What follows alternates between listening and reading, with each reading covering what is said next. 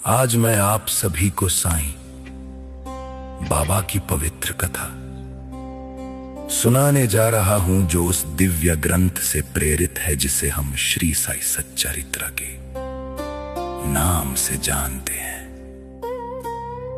ये केवल एक किताब नहीं है, बल्कि साईं बाबा के जीवन, उनकी लीलाओं और उनके गहरे आध्यात्मिक संदेशों का संग्रह है।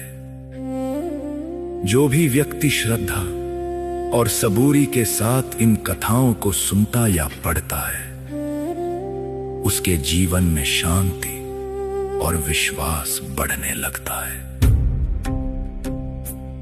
इस पवित्र कथा की शुरुआत उस समय से होती है जब एक भक्त के मन में ये विचार आया कि साईं बाबा की लीलाओं को दुनिया तक पहुंचाना चाहिए।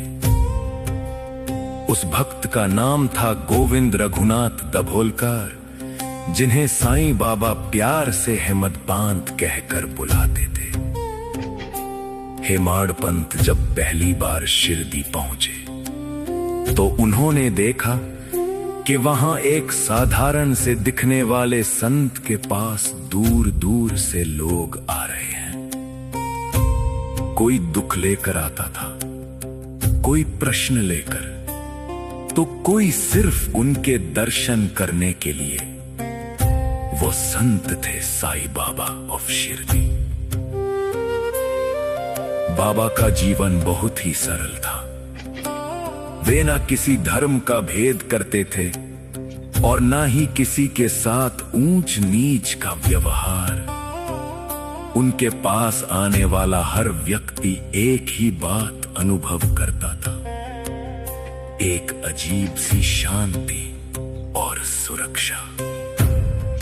धीरे धीरे हेमाड़ पंत के मन में ये भावना मजबूत होने लगी कि बाबा की लीलाओं को लिखकर लोगों तक पहुंचाना चाहिए, ताकि आने वाले समय में भी लोग उनसे प्रेरणा ले सकें। लेकिन उनके मन में संकोच भी था। वे सोचते थे कि क्या मैं इतना योग्य हूं कि साईं बाबा जैसे महान संत के जीवन को शब्दों में बांध सकूं। उसी समय शिरडी में एक ऐसी घटना घटी जिसने सबको चकित कर दिया। एक दिन बाबा मस्जिद में बैठे थे, जिसे लोग द्वारकामाई के नाम से जानते हैं। अचानक बाबा ने एक हाथ की चक्की मंगवाई और खुद गेहूं पीसना शुरू कर दिया। लोगों को यह देखकर बहुत आश्चर्य हुआ। बाबा तो साधारण जीवन जीने वाले फकीर थे, फिर वे इतना गेहूं क्यों पीस रहे थे? कुछ ही देर में गांव की कुछ महिलाएं वहां आई और उन्होंने बाबा की मदद करने के लिए चक्की पकड़ ली।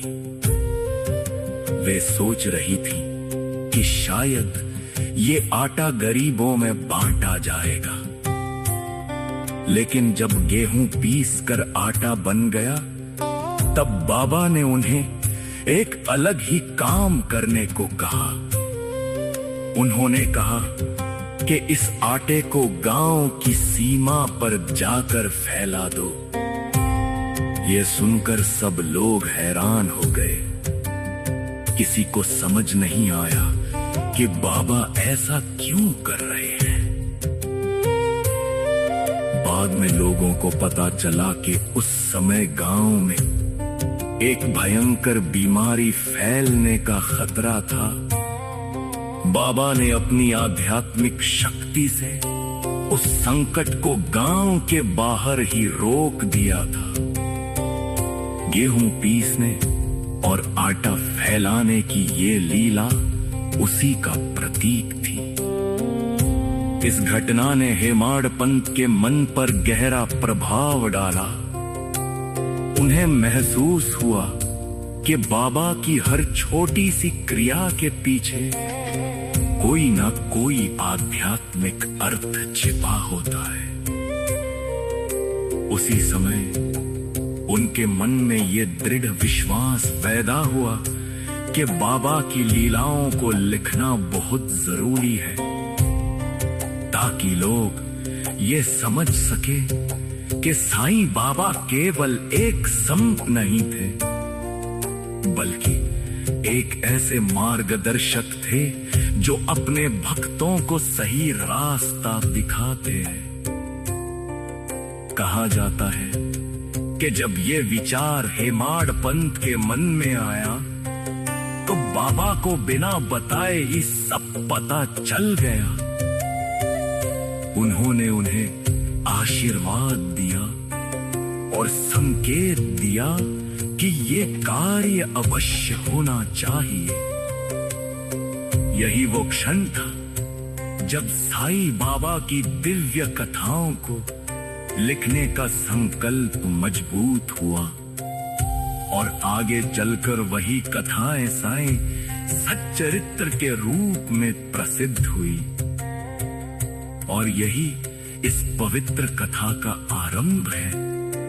एक भक्त की भावना, बाबा की कृपा और उन अनगिनत लीलाओं का जो आज भी लाखों लोगों के जीवन में विश्वास और आशा जगाती है। श्री साईनाथ महाराज की जय।